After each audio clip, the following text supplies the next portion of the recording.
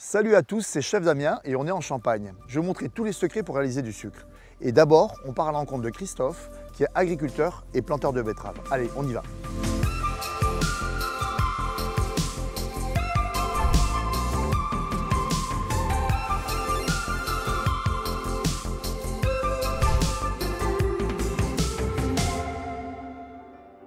Bonjour Christophe, ça va? Bonjour Damien. C'est la forme? Très bien. C'est quoi cet énorme tas de betteraves? C'est une parcelle qui vient d'être arrachée. En fait, les récoltes se font en 4 fois. On a 4 passages pendant les 2 mois et demi de campagne. L'immense majorité du sucre qu'on consomme en France, il vient de la betterave. L'essentiel du sucre produit est issu de la betterave. Le cycle d'une année sur la betterave, c'est quoi? On les plante quand? Elle pousse, on la récolte? C'est quoi tout ce travail autour?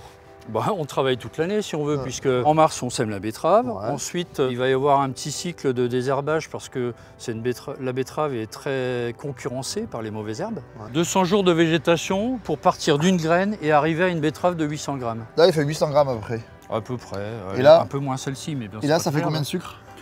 Sur une betterave de 800 grammes, on a 120 grammes de sucre. Ça fait 30 morceaux de sucre. Donc là, on prend la brouette. Et on va à l'usine? Et on l'emmène à l'usine. Elle est pas loin l'usine? Alors l'usine ici, elle est à 8 km. Ouais. Il faut savoir qu'une usine doit travailler de la betterave fraîche.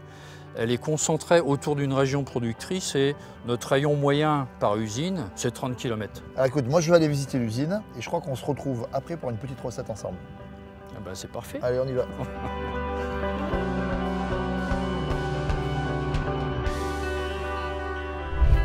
Impressionnant hein, cette betterave là. Oui. Bonjour Stéphane, ça va? Bonjour chef. Qu'est-ce que vous faites ici vous? Alors moi je suis responsable fabrication chez Cristallignon à Bazancourt. Toute la fabrication du sucre de A à Z.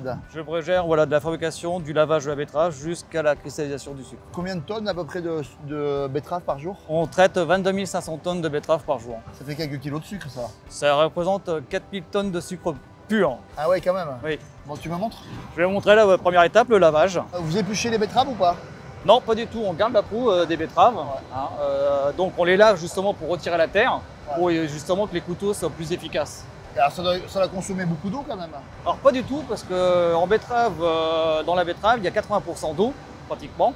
Donc toute cette eau-là, on en consomme une partie pour produire du sucre, et l'autre partie, elle est stockée dans des énormes bassins. Ce que tu me disais tout à l'heure, c'est qu'en fait, il y a zéro gaspillage dans la betterave. Zéro gaspillage. Tout est utilisé. Tout est utilisé. D'accord. La betterave est propre. Qu'est-ce qu'on en fait maintenant? Il faut maintenant les découper. Ouais. Hein, on les coupe en forme de petites frites. Ouais. On appelle ça des cossettes. Et donc on les fait bouillir avec de l'eau. Ouais. Et on a un jus assez peu sucré. D'accord. Et donc là, on les porte à ébullition pour faire un jus beaucoup plus concentré. Et là, tu fais évaporer, c'est ça? Ouais, voilà, c'est pour ça qu'on voit sur c'est pas de la fumée, non, c'est de la vapeur. C'est de la vapeur d'eau. Bah voilà. Et après, donc c'est bon là, le sucre? Alors non, pas encore. Après, il va falloir le cristalliser. D'accord. Donc là, on va aller voir la cristallisation. On va aller voir la cristallisation. Alors on y va, c'est parti.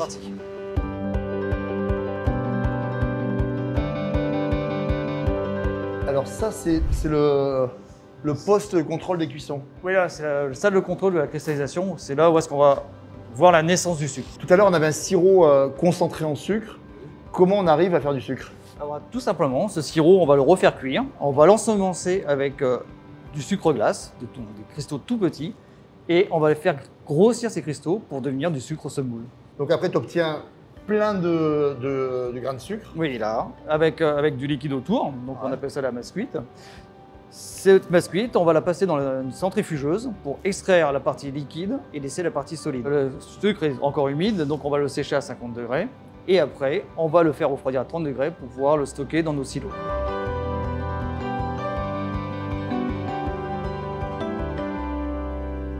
Bonjour Michael, comment ça va? Et toi Damien? Écoute, visite de sucrerie passionnante. Et j'ai compris que le sucre de betterave était naturellement blanc et produit en France. Je suis super content. Ouais. Toi, tu fais quoi ici alors? Alors ici, on met le sucre dans différents formats. Et le mieux, c'est que je te montre pour les morceaux. Allez, on y va.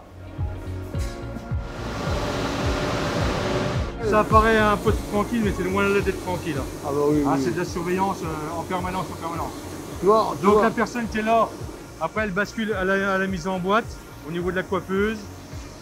C'est pareil, au moment de la coiffeuse, s'il y a des morceaux qui dépassent, soit elle éjecte la boîte s'il y en a trop, soit elle la remet en place, et ça passe bien dans le circuit derrière. Franchement, merci beaucoup Michael. C'est super intéressant. Ah ouais, c'était avec plaisir d'avoir fait le tour de l'atelier. Bon bah écoute, avec plaisir, je te reprends notre paquet. Un petit cadeau Un petit cadeau. de sucre de betterave. Merci beaucoup, Mickaël. J'ai une idée de recette avec Christophe. J'y vais de suite.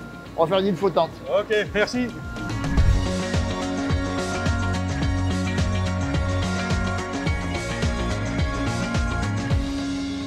Maintenant que je sais d'où vient le sucre, j'en ai ramené de la sucrerie. On va faire une Bien. petite recette.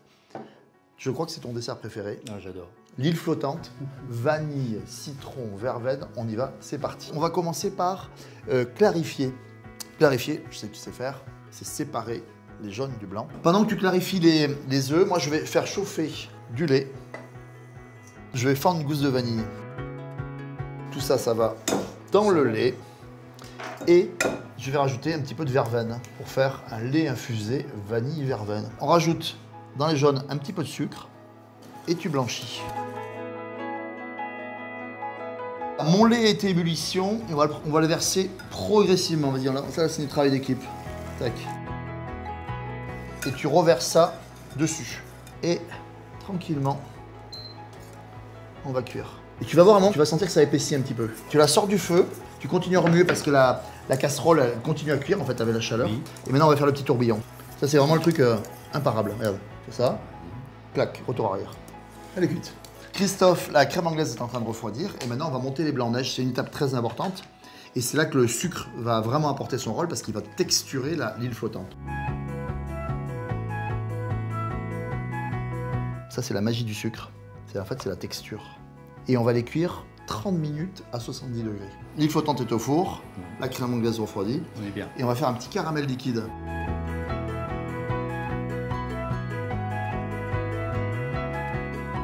Et comme nous on veut faire un caramel liquide, on va rajouter de l'eau froide. Et là, on refait bouillir. L'île flottante est prête. On démoule.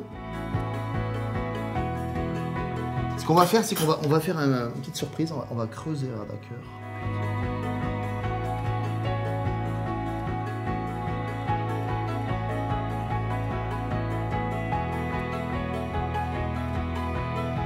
Là, il faut être très délicat. Ici, on la pose dessus.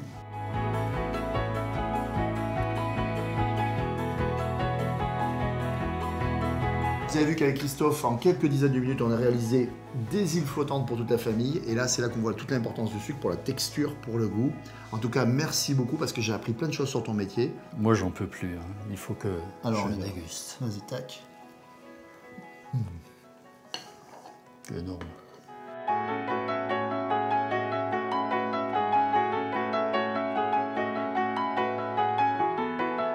J'ai passé une super journée en Champagne où il fait toujours beau, à la découverte de la filière sucrière française. Beau boulot. Alors à très vite pour de nouvelles aventures.